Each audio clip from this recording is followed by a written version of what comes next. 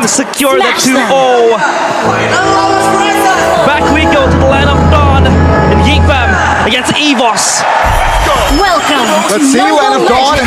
Evos Glory should break the momentum here and now. Meanwhile, Geek Fam, they're comfortable, but their job is not done. So initially, as we get into the game, as we want to talk about the drafts even deeper, we get to the point where CC, again, has been the keys to victory, has been the main factor as to how Evos Glory are able to take their games. Look at their composition now. They lack a whole lot of CC, right? The X-Borg, no CC. It's Dreams and Clocken.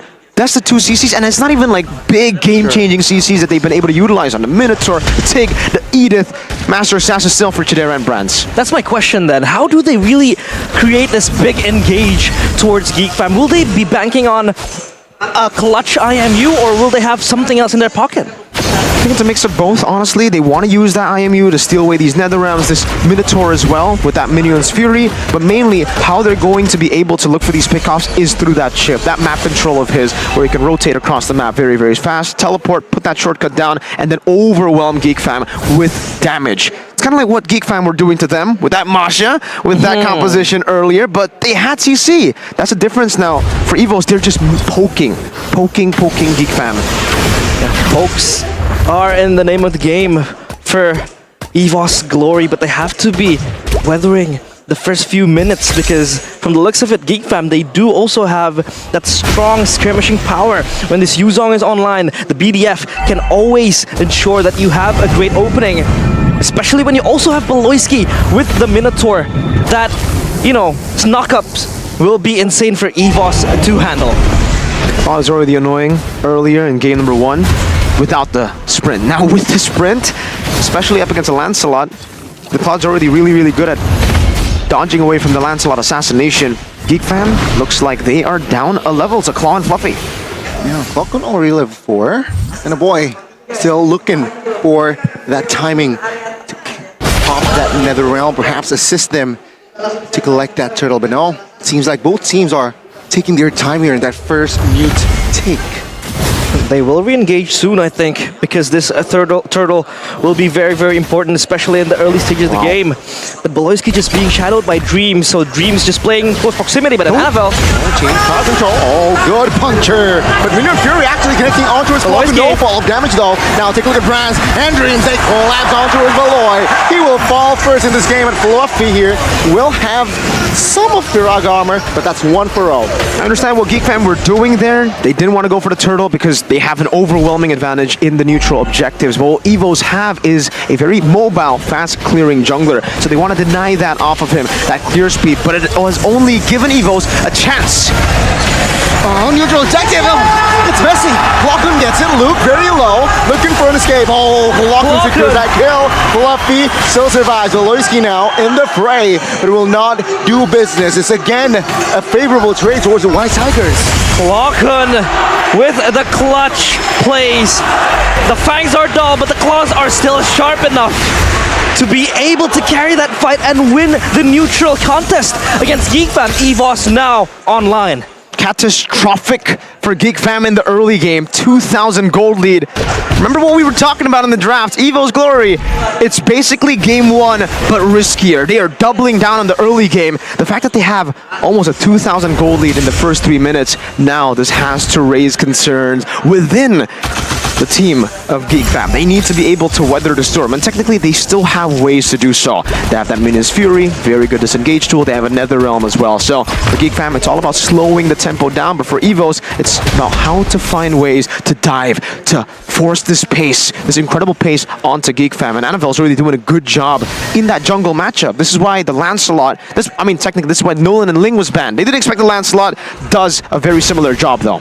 Yeah, that could really be the case. For Annabelle, is just going to be very, very, volatile and just pushing towards Geek Fam, running it down like the same that Luke did in the last game. But for Evos, I feel like they have everything in their hands. You're just playing the slow, and Dreams will have that shortcut to pop. So it will never be like a 2v2. It will just instantly become a 2v4. And when you have this Lancelot just flying into you, you have that maybe Clocker with a clutch steal, with a clutch IMU. That could just turn the tables around for Geek Fam. So Geek Fam, they need to be on the lookout, especially for Luke. Change their dreams though. Crash course. Just on towards your boy. Both teams just hovering around here looking for potential trades, but let's see here. Turtle fights. The second turtle fight. Geek fam, again, taking their time. Both actually. Evos Glory. Take a look at Lancelot moving top side. Kwakun takes another round. It seems again, both teams not committing on towards a big fight just yet. They're not really interested in just running towards the skirmishes. Wow. I feel like they're just playing it safe because they know Geek fam do have that tool as well. But Chadera! Oh, Annabelle, sneaky one! They thought Annabelle would be around the turtle, but he went... What? Annabelle! The shortcuts! Retribution connects, Evos Glory secures it. Now Geek fam, they are running for the hills. Take a look at Luke, soaking damage, taken down. Evos Glory. Poetry in motion. Perfectly done, perfectly executed. That ultimate of Annabelle might as well be the perfect execution because that's what they were able to do. My goodness, that was masterful. Playing around the turtle, knowing that Geek fam will not be able to force this with Evos having such a big lead at the start, and the forced error was just so...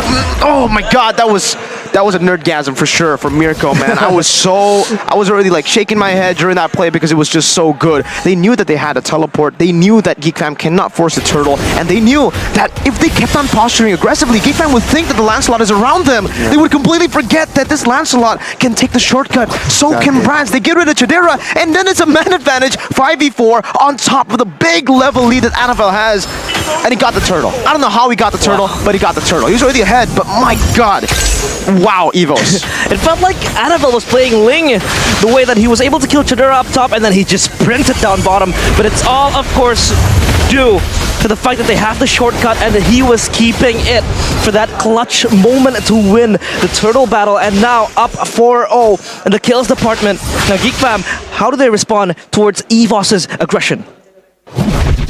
Well, it's back again to that forcing of slow tempo, but it's tough for Geek fam, because the thing is, even if they try to force that forced tempo, they go and clear out these side lanes, they give Chadera and a boy some space to farm. Evos are completely fine now, just with that 5,000 gold lead as well.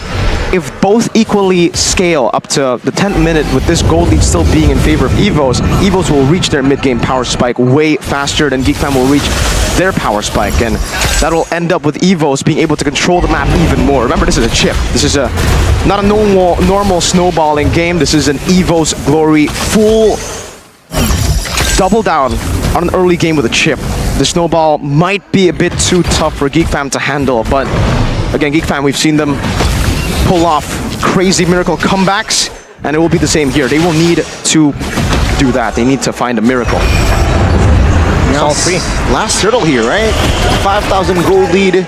Perfect turtle for Evos Glory's side. And Geek fam, for now, they know they will not take unnecessary fights. Let's just wait it out. It's a 6,000 gold lead, mind you, in 8 minutes. So yeah, things are not looking good here for Geek fam. But they know they're ready. They will farm, especially for Chadera. 3 items, maybe then they will be ready to fight. At this stage of the game, they don't really have the capability to fight back and just out-skirmish Evos in a 5v5 or even a 3v3. But what are the timers of Geek fam? What are they waiting for, Miracle? Chadera for his 3-item power spike dreams. The shortcut as well. That's a good start towards Chadera. Chadera placing wet PMI will save his life, but the turret will fall. Annabelle almost catching a body, but Bloisky will fall.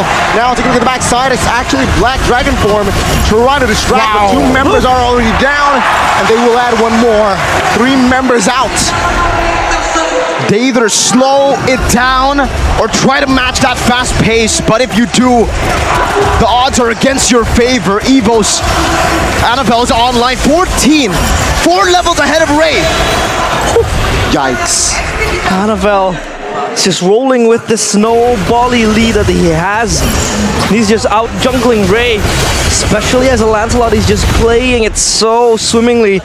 Now for Evos, they have all the advantages that they need to close out. I mean, they have the side lanes pushing up. Chadera is forced to answer and address the lanes pushing towards him, and you also have Fluffy just in the side lanes constantly pressuring you. So Geek fam, they're split up. They either want to fight back or they just want to try to allocate the side laners to clear up the waves up top and down bottom. I mean, allocating the gold towards the Claude has been what they were trying to do the whole time, right? But at this point, I think they might just have to sacrifice these tier 2 so that they can actually get the farm that they need. If the tier 2 still are up, Geek Fam can actually just play in the enemy jungle, force these sandwich plays. By the way, Annabelle is level 15 at the 10th minute of the game. This is an Mpl ID Season 7 throwback, kind of from the assassins, the marksmen in the jungle, from being able to farm up to level 15 at 10 minutes. So, yeah, this snowball is getting out of control. They're almost beating the clock with that gold lead. 9.5 in 10 minutes.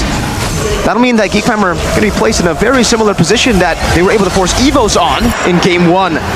It's all about waiting for a mistake at this point because this control is overwhelming. Yeah, just like what Mirko mentioned, deja vu of game number 1. Back then it was Evos waiting for a mistake to happen. Now it's Geek Fam on their knees looking for something that they could leverage. But Evos, it looks like they're playing a flawless game. They're able to just allocate the neutral objectives, they win it out, they fight systematically and using their ultimates in a way that it will be so advantageous towards them. This shortcut has been very clutch for Dreams to just help and, you know, have a teammate's corral behind him, try to look for a fight, and it's just going well for Evos Glory. Dreams though. Let's see here, looking for an engage, perhaps looking for information. Geek Fam still killless, and Evos Glory still deathless. Lord is marching bottom side. And also do know that earlier on, we talked about, Reptar talked about Chip being left open, and now take a look at the value that Evos Glory is giving. Now Dreams though with an engage, potentially Chidera still holding on, dealing damage. But Geek Fam, this is the first Lord. I'm sure they will take care of this first Lord, no problem. This Luke is looking for an engage. Oh, Annabelle jumps in. This might be almost a mistake there. I mean, Geek Fam still holds their ground. Fleet footwork from Annabelle is just bouncing left and right. Luke! Oh my, the damage is enough! Annabelle, what the heck? That is an assassin's job. Now Geek Fam, they will lose a member on this defense. Evos Glory, they will eye for that mid turret. Annabelle jumps back in. Will they have enough firepower to defend this mid turret? Oh, Clock, that's a mistake! Winner's Crunch in here from Clock, but take a look at the Nether Realm. Geek Fam looking for the kill. Ram 6 turret top side, but Annabelle finds a killing spree. Geek Fam lost another member. Annabelle looking for the backside. Finds a boy to claim the double. Annabelle with the confidence. Baloyski jumping in though. A mistake, no immortality for this guy, but he still survives. Geek Fam still holding on for 2 turrets. What was more impressive? Geek Fam still finding a way to defend that, or Annabelle just styling on him? I can't decide. Both teams played so well. There was one loophole before the team fight that I was about to talk about, right? For Evos, I noticed that for Clockon, he's actually going for a very defensive build. It's too defensive for how ahead they are. He went for the Blood Wings, the NOD, and the Winter Truncheon. You'd expect on the Valentina you would want to go for extra damage here, especially considering most of your damage will be physical, right? But because Clockon went for this safer, more utility-based build, you can see definitely that they were lacking a little bit of that magic damage. When Annabelle, Brands, and Fluffy try to go in to deal damage, Geek Fam were actually able to withstand that because they rushed a lot of these physical defense items like the anti-Cuirass all the way straight up from the get-go. We have a game fact though. Game fact by GoPay. Chidera becomes the player with the most plot picks 70 times in Mpl ID Season 13 with the highest win rate as well. So yeah, Chidera has been with his power pick, with his comfortable pick in the first 2 games, but this time, not in this game. This game, he hasn't really been able to find the angle. Sure, he had a few blazing duets, but a jump in though. Fluffy wants to pull the trigger here, realizing that, oh, take a look at Baloyski. Now you see him, now you draw him again. Annabelle claims a double. Now with the shortcut, perhaps he might looking for the third member, and Annabelle collects the third.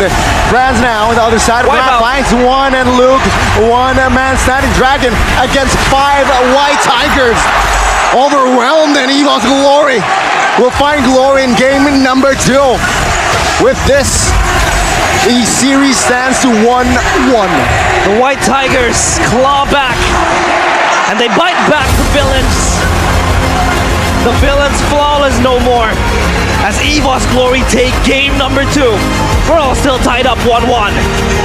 1-1, an equalizer by Evos Glory up against Geek Fam, and it's done with a very risky composition to pull off, yet they pulled it off. That utility build for Valentina still ended up great.